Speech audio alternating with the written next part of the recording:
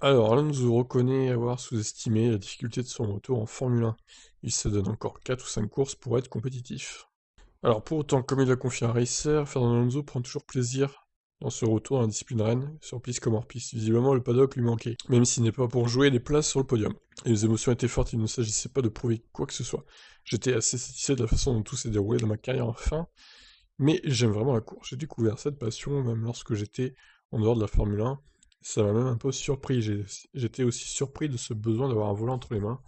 Même si j'avais 2 week-ends libres à la maison, je préparais une course de karting ou autre chose parce que j'avais besoin de conduire. Donc après avoir terminé le Dakar, j'avais cette possibilité de revenir à F1. J'ai envisagé d'autres séries, mais je pense que la F1 était la seule assez saine après la pandémie pour être sûr de pouvoir avoir un championnat compétitif, des courses et des week-ends avec une certaine normalité. C'était donc la motivation derrière ce retour, et l'amour de la course et de la Formule 1. Putain, elle est longue son interview, hein. Soyez, sortez les popcorn, hein, ça va être long. Honnêtement, la quantité de joie et d'excitation est probablement plus élevée que ce que j'avais prévu. Je profite vraiment de chaque tour là-bas, et j'apprécie la préparation, j'apprécie les réunions sur les réglages de la voiture, j'apprécie les choses qui, avant, étaient la pire partie du week-end. Maintenant, je suis vraiment en train d'apprécier même ça du week-end. Je suis donc surpris de ça, car vous ne pouvez pas prévoir ce que vous allez ressentir à votre tour. Alors Alonso se fait dominer par Ocon, a-t-il sous-estimé l'ampleur de la tâche? Peut-être que j'ai trouvé ça un peu plus difficile que ce que j'avais prévu. Ce n'est pas que je considérais comme acquis là, que le résultat venait automatiquement, je savais que la préparation était nécessaire et que les heures dans le simulateur et les tests dans une voiture 2018 à Bahreïn et à Abu Dhabi étaient nécessaires. Donc j'ai anticipé ça, mais je lutte toujours pour maximiser le potentiel de la voiture. Est-ce la faute d'Alonso ou d'Alpine? Ou de son Alpine? L'Espagnol a une petite idée. Je pense que cela a quelque chose à voir avec la philosophie de Renault Alpine aussi.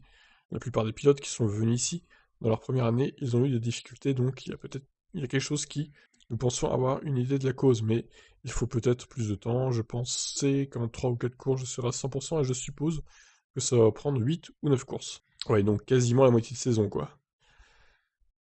Mais finalement, peu importe si Alonso souffre autant qu'en 2021, cette année est pour lui une année de réapprentissage avant le vrai objectif pour le nouveau règlement l'an prochain.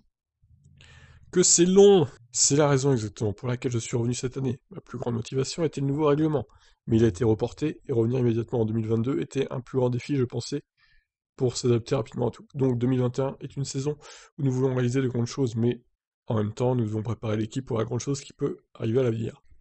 Si nous sommes en position de nous battre pour le championnat, espérons-le en 2022 ou 2023 ou 2024 ou à n'importe quand, nous devons être prêts en tant qu'équipe à prendre cette pression. Alors, il compte rester en F1 jusqu'en 2024, lui? Bah non. Honnêtement, je vois pas Alonso en 2024 en F1. 2022 sûr, peut-être 2023, mais ça m'étonnerait qu'il reste en F1 si tard. On verra. Nous essayons de faire ça en parallèle de la campagne 2021. Sent-il donc Alpine prête au niveau des écuries de pointe comme celle que Fernando Alonso a connu dans sa riche carrière? C'est prêt à 90%, il y a des choses que vous devez toujours améliorer. Nous avons vu ça même dans les meilleures équipes maintenant, comme Mercedes ou Red Bull.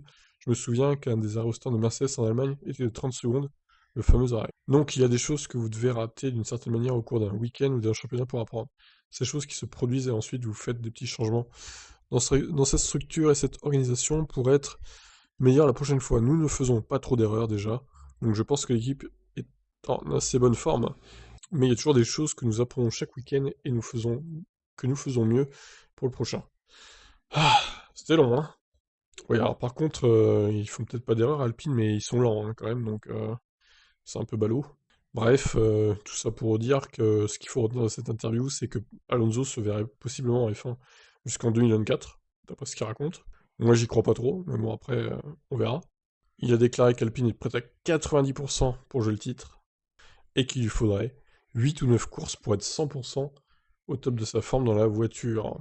Donc 8-9 courses, ça nous emmène jusqu'à où ça? Alors 3, 4, 5, 6, 7, 8, 9... Ouais, en gros, ça nous emmène jusqu'au deuxième Grand Prix d'Autriche, enfin jusqu'à l'Autriche, quoi, en gros. Premier et deuxième Grand Prix. Normalement, à Silverstone, il doit être au top de sa forme, hein, Fernando, là. Donc, plus d'excuses, hein, Fernando. En Grande-Bretagne, là, tu envoies du lourd, hein. Bon, déjà, il va recevoir sa nouvelle direction assistée au Grand Prix de France. Donc, peut-être que ça va lui faciliter la vie, on verra. Ou si ça se trouve, ça va rien changer, hein, comme je pense que ce sera le cas d'ailleurs. Ça ne va strictement rien changer. À mon avis, c'est plus dans la tête que ça va pas, hein. Pour Fernando, la direction assistée, je vois pas quel serait là le problème. Ça paraît étonnant. En tout cas, Ocon ne s'en plaint pas. Bon, bah sur ce, je vous laisse. Ciao, ciao.